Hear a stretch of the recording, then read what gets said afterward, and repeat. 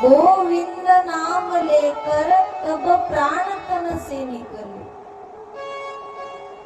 गंगा जी का तट हो मेरा सावरा निकट हो, जब प्राण तन से निकले। देवा, ज्या वेळेला माझा शेवटचा श्वास मी घेईल त्यावेळेला तू माझ्या बरोबर पाहिजेस। माझी माता गंगा, तिच्या काठावर मी पाहिजे आणि तुम्ही माझ्या मुखामध्ये तुमचं नाम पाहिजे। तुम्ही विराट स्वरूपामध्ये माझ्या समोर पाहिजे, अशी इच्छा भीष्माचार्यांना केली, तशी आपण सुद्धा केली पाहिजे।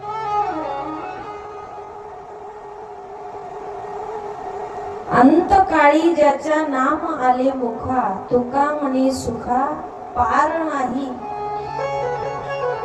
एखादा मनुष्य किती जरी पाप करू द्या, त्याला किती वाईट वागू द्या,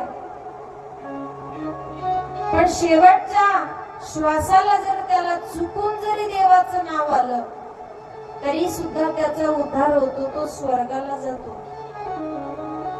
आणि एखाद्याने किती भजन कीर्तन कथा करू द्या, आमच्यासारखी किती कथा करू द्या, आणि शेवटच्या वेळेला जर दुसरंच विचार डोक्यामध्ये असेल तर काही उपयोग नाही एवढं करून।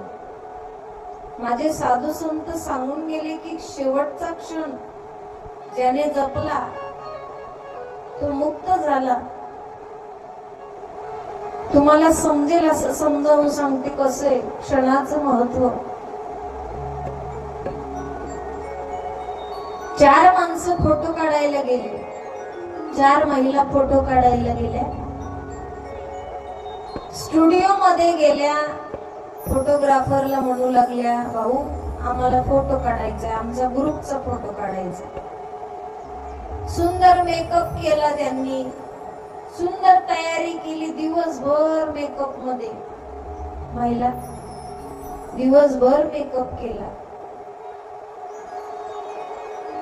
कॅमेऱ्या समोर उभ्या राहिल्या आणि उभ्या राहिल्या बरोबर फोटोग्राफरने कॅमेरा हातात घेतला, फ्लॅश पडणार तेवढ्यामध्ये एक मावशीच्या नाकावर माशी बसली। माशी फोटो काढता काढता काय बसली? माशी बसली। तिला वाटलं आता फोटो निघणार म्हणून तिनं नाक वाकडं केलं। कशाला? माशी आणायला। नाक वाकडं केलं, फ्लॅश पडला, नाक कसं येणार? वाकडच येणार। तसं या जीवनाचं आहे।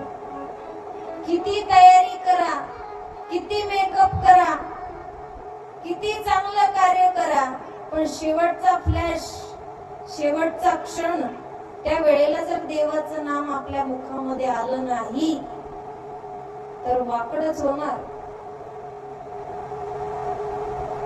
काही उपयोग नाही।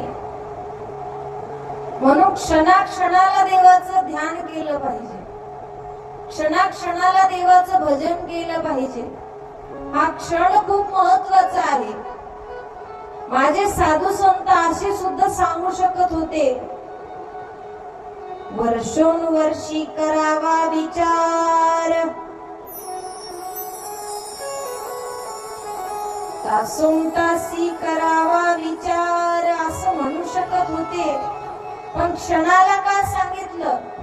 क्षण क्षणा